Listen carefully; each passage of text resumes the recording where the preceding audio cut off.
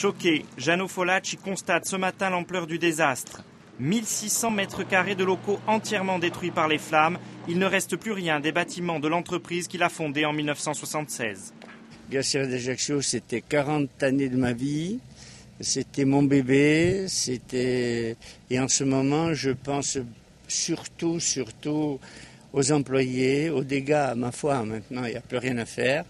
Bon, il faut penser aux clients, aux employés. Il y a 46 familles qui sont sur les tapis. C'est hier, en fin d'après-midi, que le feu s'est déclaré dans cette entreprise agroalimentaire située route d'Alat.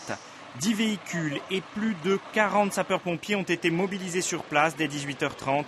Mais l'incendie s'est très vite propagé à tout le bâtiment. Ce bâtiment est une structure métallique avec une structure pour partie de l'administration qui ressemble un peu à la structure de Payron. Donc c'est des structures qui sont connues pour avoir une faible résistance au feu et en 20 minutes on commence à avoir des dégâts très importants sur la structure qui commence à flamber, c'est-à-dire qu'elle commence à s'effondrer et qui donne l'aspect que vous avez derrière moi. Plus de 24 heures après le début de leur intervention, les pompiers sont toujours sur place pour parer à d'éventuelles reprises.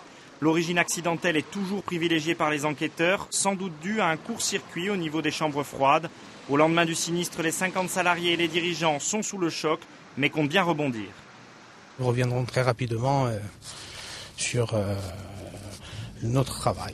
Il n'y a pas de souci pour desservir au mieux toute notre clientèle.